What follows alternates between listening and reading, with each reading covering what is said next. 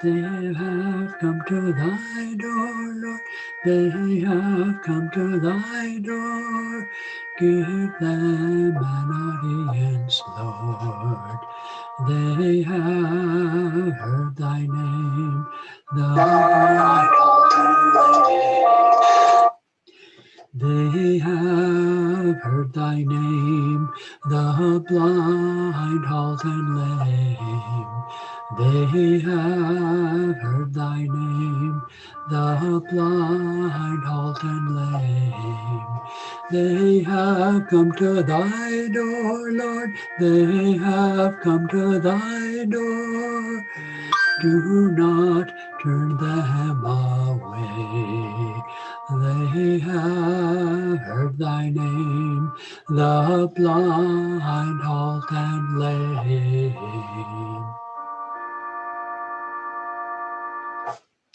Well, good afternoon.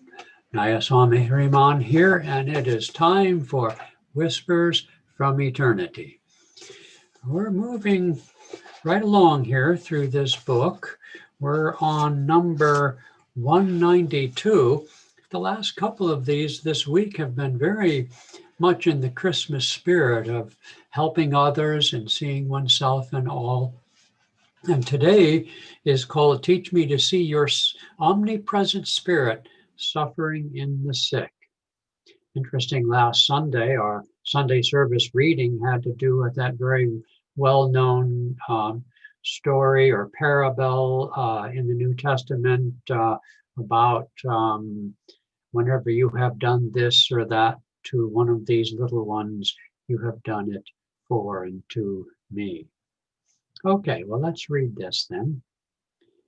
Teach me to feel that but for the right use of your grace and wisdom, I too might have been lame, leprous, or blind.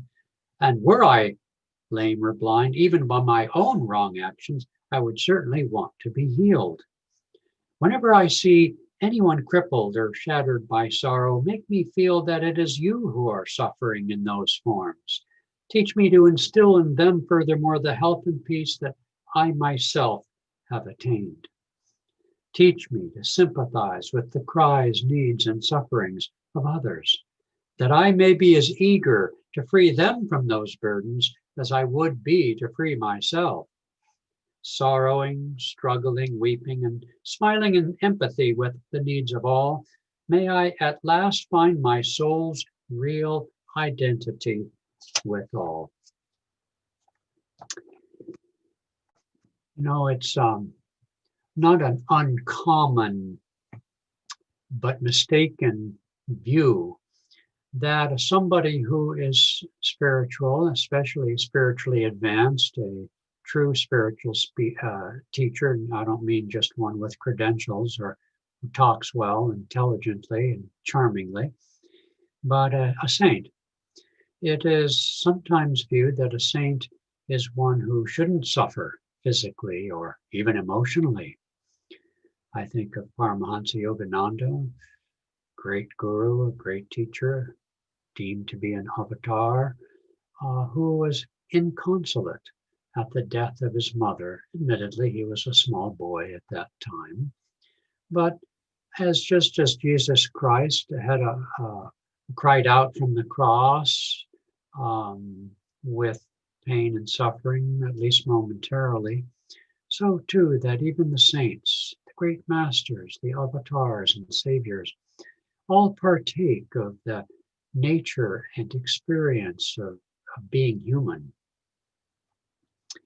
And so it's a misconception, in other words, to imagine that someone who is spiritually strong and advanced should not have these, quote, problems.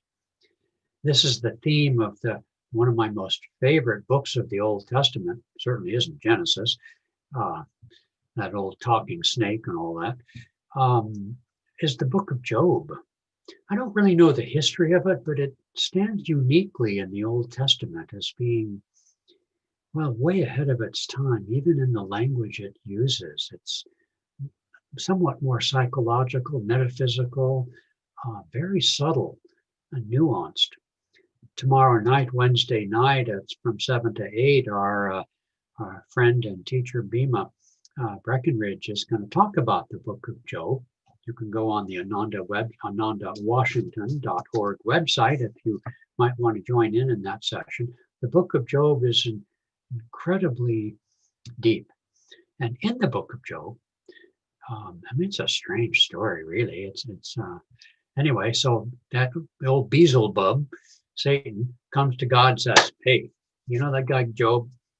Yeah, he's your disciple, and all that. But it's only because, listen, he's wealthy, he's got a beautiful wife, he has all these wonderful children. You're looking good down there, Lord. I'll make you a bet. You let me take all that from the guy, and let's just see if he sings your praises, has faith in your goodness. Let's find out." Well, you know the story. He does all of that. And Job, though sorely pressed and complaining, nonetheless hangs in there. His friends, so-called, moreover, come to him one at a time and says, "Job, you must have done something bad, because look how you're suffering." You see, this is interesting. Why do we suffer?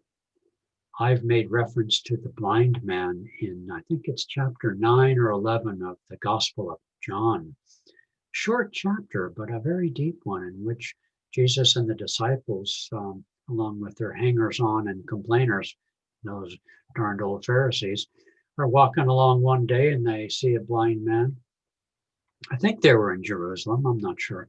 Yeah, they were in Jerusalem. And he's asked, "Rabbi, who did sin?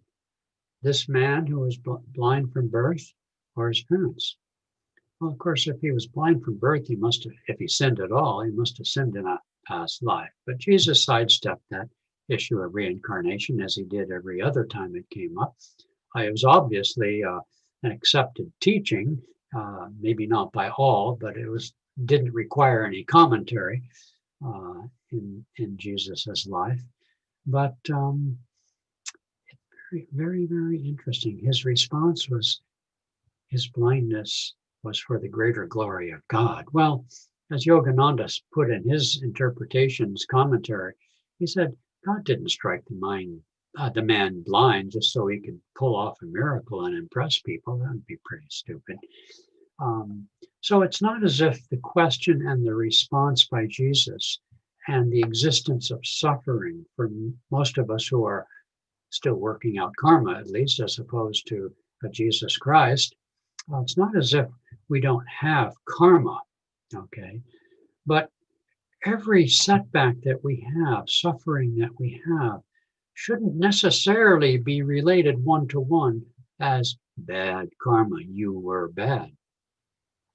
We all have karma in any case. The past lives of all men are dark with shame, as to quote Sri Yukteswar from the Autobiography of a Yogi by Yogananda.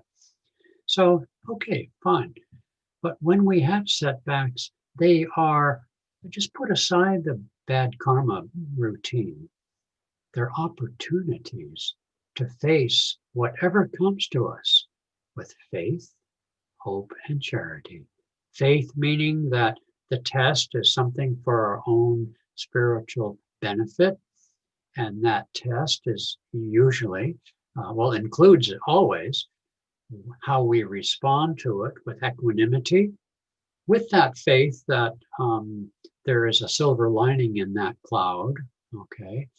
And so that, the book of Job has, for part of its lesson, as does this prairie man, our encouragement of our empathy to others, because, well, we all suffer. I mean, we never know when our day will come, for one thing, but that this is warp and woof of life, and our connection with all life, our participation in the godness and the goodness of all life is something we need to affirm our empathy, as opposed to our indifference, obviously, or worse, our judgment as those so-called friends of Job. So in Christmas, the time of giving, people give to strangers. I, sorry, I see little postings on Facebook of somebody who bought my coffee in Starbucks line. They paid for me, or little things like that. Those are fun things to do. Everyone should do something like that once in a while. Giving to the food bank, and these kinds of things are very much part of the Christmas spirit of affirmation that we are connected with others. The affirmation goes further that we are, in fact, one with all others, but that's more of a mental affirmation. Our golden rule, do unto others as we would have done unto us, is a good working rule regardless of metaphysics. And it's a practical thing. And practicality was our affirmation last Sunday. And the practicality of giving to others in need goes far enough.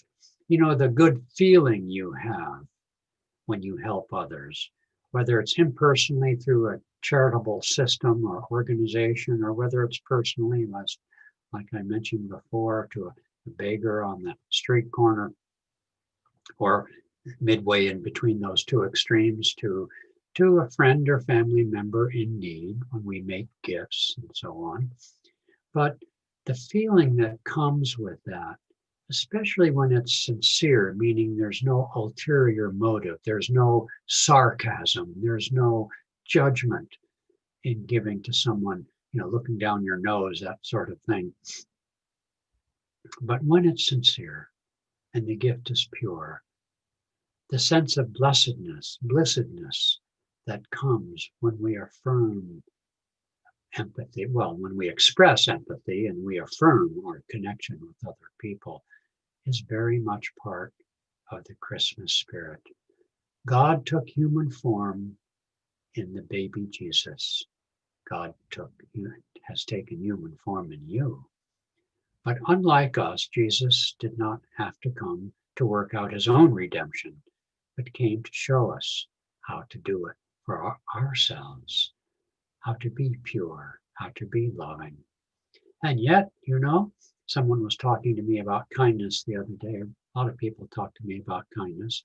We don't need to go into that right now, do we? And yet, boy, when you read the interchanges Jesus had with them, the Pharisees, those rascals, he didn't mince no words. He was pretty harsh. Some people need that. Okay, so there's a place for it, and it's not about kindness. It's kindness to think of a person's spiritual welfare overall, if it's your role, if you're Jesus Christ.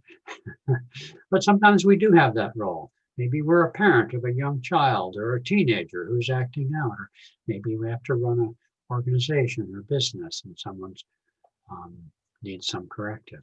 So of course that's something that comes into our lives. And those wallflowers who shrink because they think any kind of discipline is automatically judgment haven't really achieved the more nuanced perspective that discipline is not necessarily judgment if it comes from, in fact, the kindness of one soul to another. This Christmas spirit, then, the importance of giving in that spirit is what this prayer demand affirms. And Lord knows right now, with the pandemic spreading worldwide, a lot of people are dying, and they're dying alone, at least in relation to their family, when family is not allowed to be at their bedside and so on. Tragic, really, for most of those people. They don't have an inner life of connection with God alone. To die alone is well, it can give a great lesson, but I'm not sure how many people can really see it that way when they do. In any case, there's a lot of loneliness, a lot of fear, and yes, of pain and suffering as well. So let our hearts open up and let our prayers go out, gift wrapped in our sincerity, gift wrapped in our goodwill.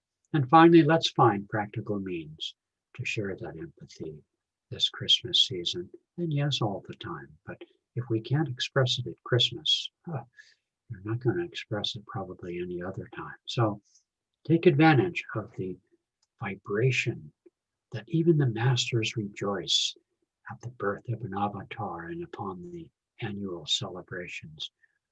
Hardly anyone can deny the spirit of Christmas that can be felt, even in times by the most worldly people.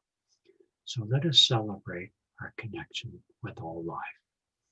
All right, great souls. See you mañana.